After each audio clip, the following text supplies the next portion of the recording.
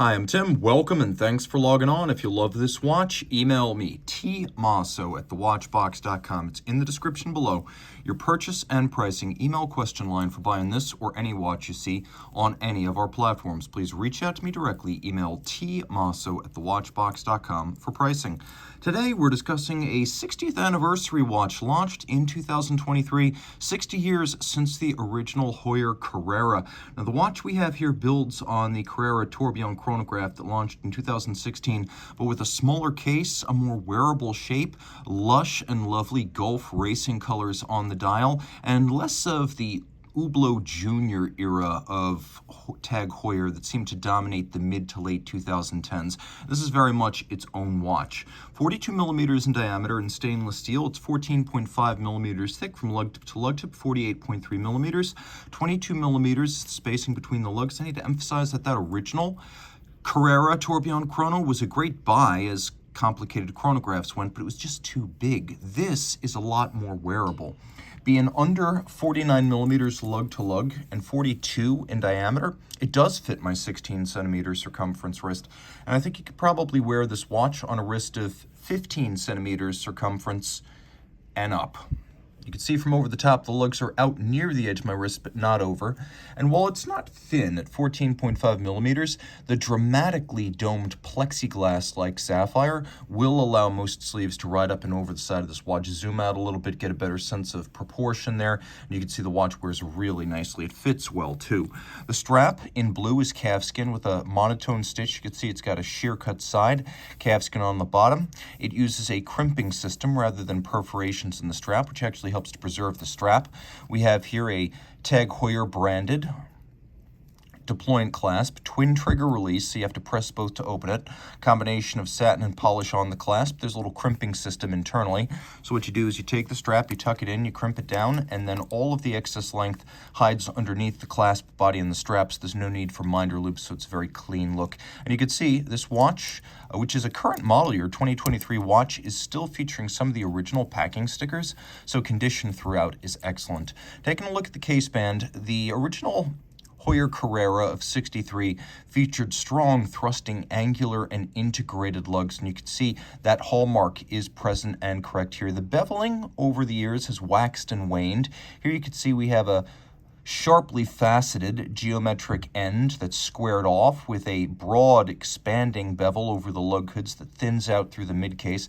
If you take a look, you can see that this is basically a monoblock seamless case, as there's no separate bezel structure, which allows the bezel to basically disappear when viewed from the front. It's almost as bezel free as a Reticence in that regard.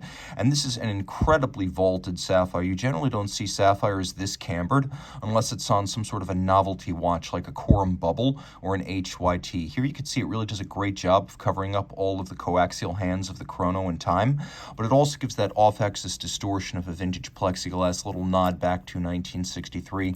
You can see the inboard facets of the lugs are also polished. We have pump-style pushers. Take a look. They're actually satinated outboard, and then elsewhere they're polished for a nice subtle contrast, and you can see they have a slightly dished profile on their tops.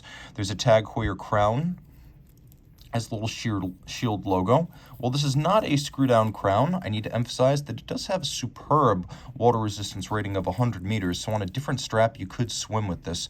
Now, the dial has a couple of different focal planes. If you look, you can see that the outermost track bearing the hash marks and the seconds, it's stepped up slightly. There's a little bit of a dished bowl-like profile to this dial, and it starts high at the bezel and then slopes down toward the center. The indices are rhodium-plated steel for a bright silver-white flash. We have raised and polished chapter rings for the chronograph hours and chronograph minutes. And if you look, you can see they're polished outboard, and then they're satinated inboard with concentric patterns internally. We have a large open 1 minute flying tourbillon with no upper bridge to block your view. This is a flying tourbillon. Also take note, it is free sprung, beats away at 4 hertz, and this is a COSC certified Swiss chronometer. So this is not just a tourbillon, this is a purely functional tourbillon designed for chronometry as well as beauty. This is not just an ornamental piece. We've got a chronograph as well, and we'll take a look at how the minute jumper operates just so you have a better sense of it. It's a semi-instantaneous jump. Now the watch does have plenty of lume.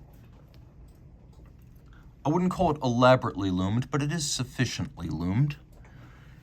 And it's got a lovely metallic sunburst blue dial center. So this is the Gulf Racing color scheme, made famous by a variety of cars through the years, from Ford to Porsche, and even including Audi and Aston Martin.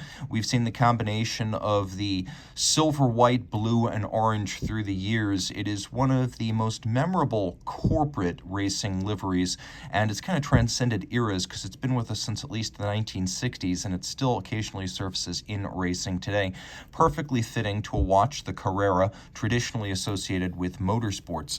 Now, flipping it all over, Carol Forestier-Casapi has joined Tag Heuer as of 2020, and there are some changes to the bridge work of this Heuer caliber, which is now known as the TH2009, principally around the column wheel architecture. You can see that the bridge structure has changed, and it's more of a mono bridge now. Technically speaking, well, they are saying Carol Forestier improved the precision and the winding efficiency of the movement.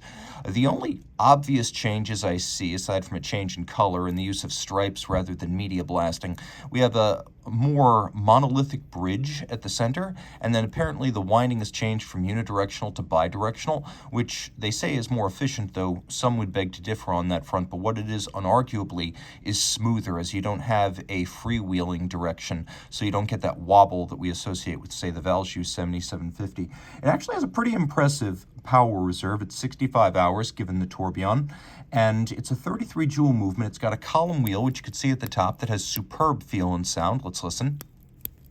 It also has vertical clutch engagement for the chronograph. You can see with the vertical clutch, there is no jump or stagger. When you start the chronograph, it just starts seamlessly. And if you wish, you can leave it full-time running.